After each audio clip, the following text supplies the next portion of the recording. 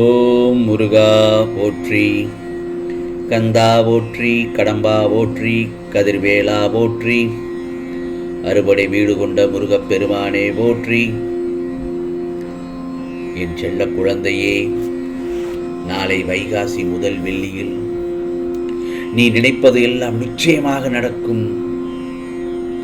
இந்த முருகப்பெருமான் சொல்வதை கேட்டுவிட்டு சந்தோஷமாக தூங்கும்.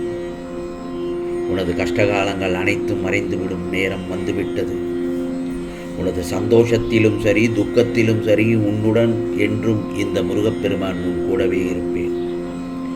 இதோ உன் வழிகளை நான் மாற்றுவேன். என் பிள்ளையின் வளர்ச்சிக்காக நான் பாடுபடுவேன். ஒவ்வொரு உறவுகளாலும் நீ ஏமாற்றப்படுகின்றாய். இன்று வரை ஒவ்வொருவருக்கும் ஒவ்வொரு தேவைகள். அவரவர்கள் தேவைகள் முடிந்ததும் உன்னை விட்டு விலகிச் செல்கிறார்கள். அப்படித்தானே?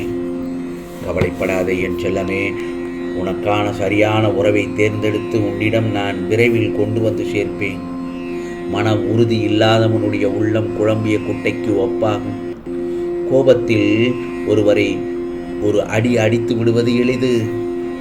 ஆனால் எழும் கையை தாழ்த்தி மனதை கட்டுப்படுத்தி அமைதியாக இருப்பது கடினமான செயல். இந்த கடினமான செயலைத்தான் நீ பழகிக்கொள்ள வேண்டும் என்று நான் உன்னிடத்தில் பலமுறை கூறியிருக்கிறேன்.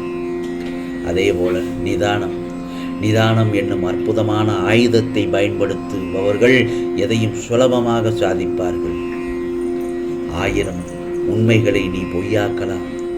1000 உண்மைகளை நீ பொய்யாக்கலாம். ஆனால் 1000 பொய்களை நீ உண்மையாக்கலாம். 1000 பொய்களை நீ உண்மையாக்கலாம்.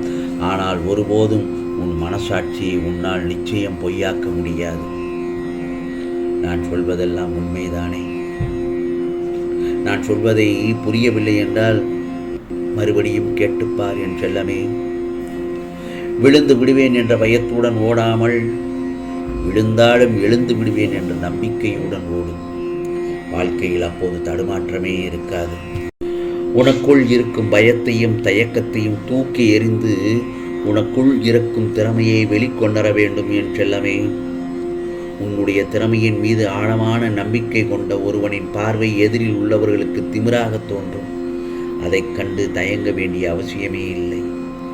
தன்னம்பிக்கையில் நம்பிக்கை இழக்க முடியாது என்று முடங்கிவிடாமல், நம்மிடம் உள்ள ஆற்றலையும் திறமையையும் பயன்படுத்தி மேலேறி வருவதுதான் சிறந்தது.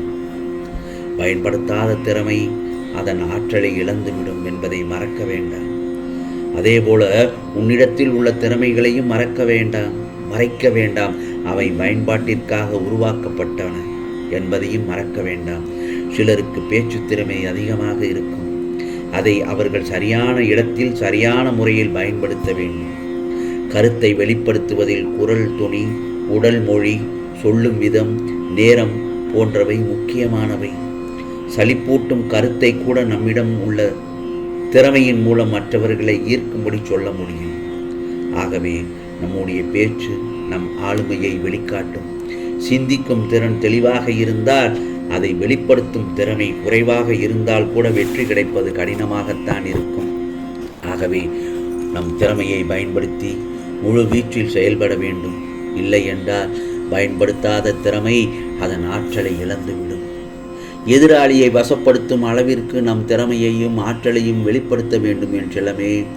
தேவையற்ற பயமும் பதற்றமும் தான் நம்முடைய திறமையை வெளிக்கொண்டு வர தயங்கும். நம்முடைய வாழ்வில் அனுபவிக்க எண்ணற்ற விஷயங்கள் இருந்தாலும் கிடைக்க தவறிய ஒன்றிற்காகவே நாமும் ஏங்கி வருந்து கொண்டிருக்கிறோம். இதை மட்டும் புரிந்து கொண்டால் வாழ்க்கையில் நிம்மதி, மகிழ்ச்சி குறைவில்லாமல் இருக்கும். நான் சொல்வதை சற்று முயற்சி செய்துதான் பாரும் என் செல்லமே. உன்னிடத்தில் இருப்பதை வைத்து மகிழ்ச்சியாக வாழ எண்ணும் போது நிம்மதியான வாழ்க்கை கிடைக்கிறதல்லவா? அதை விட்டுவிட்டு உன்னிடத்தில் இல்லாததை நினைத்து வருத்தப்பட்டால் இருக்கும் நிம்மதியும் போய்விடும். நான் இன்னொன்று சொல்லட்டுமா? விழுந்த இலைகளுக்காக எந்த மரமும் வருந்துவதில்லை. மீண்டும் மீண்டும் தளிர் இலைகளை தந்து தன்னம்பிக்கையோடு நிமிர்ந்து நிற்கிறது அந்த மரம். அதுபோல எந்த தடைகள் வந்தாலும் உன்னுடைய ஆற்றலை மட்டும் பயன்படுத்தி மேலெழுந்து கொண்டே இருக்க வேண்டும். எனவே நமக்குள் இருக்கும் திறமையை பயன்படுத்த வேண்டும். அதே போலத்தான் எல்லோருக்கும் கஷ்டங்கள் வந்து கதவை தட்டத்தான் செய்யும். ஆனால் அவற்றை திருப்பி அனுப்புவதும் அழைத்து உள்ளே அமர வைத்து வருந்துவதும் உன்னிடம்தான் உள்ளது.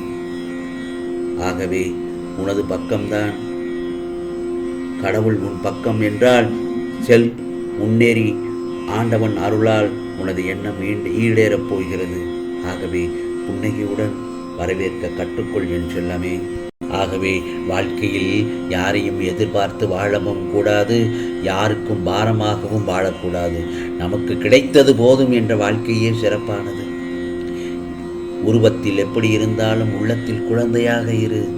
இந்த உலகமே உன்னை நேசிக்கும்.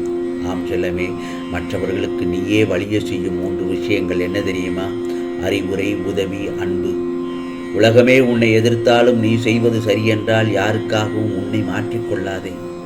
வசதியாக வாழ வேண்டும் என்று உழைப்பதை விட வறுமையில்லாமல் வாழ வேண்டும் என்று உழைத்து வாழ்வதே சிறந்ததல்லவா?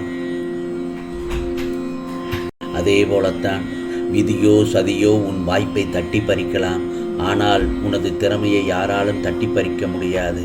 எந்த இடத்தில் எந்த காரணத்திற்காக நீ உதாசீனப்படுத்தப்பட்டாய் என்று நினைக்கின்றாயோ அங்குதான் உன் வெற்றிக்கான முதல் படி தொடங்குகிறது.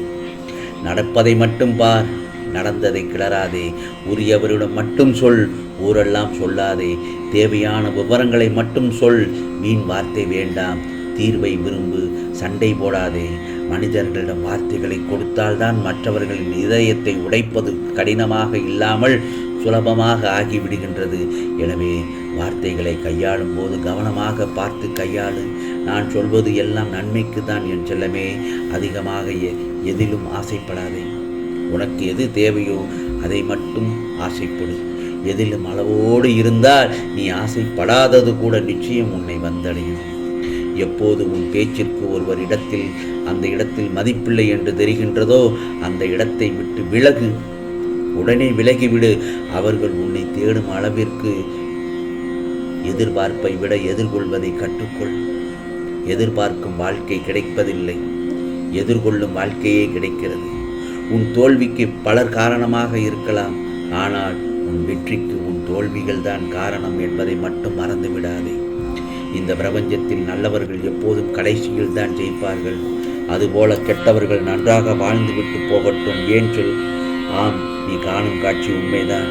நீ பட்ட துன்பம் 1 2 நான் கூற, இதோ உனக்கு இனி அமைவது எல்லாம் நினைத்து பார்க்க முடியாத அளவுக்கு உனக்கு நல்லதை நடத்தி தரப்போகிறேன். ஆம் செல்லமே, நான் சொல்வதை கேட்டு விட்டாய் அல்லவா? நிம்மதியாக தூங்கு.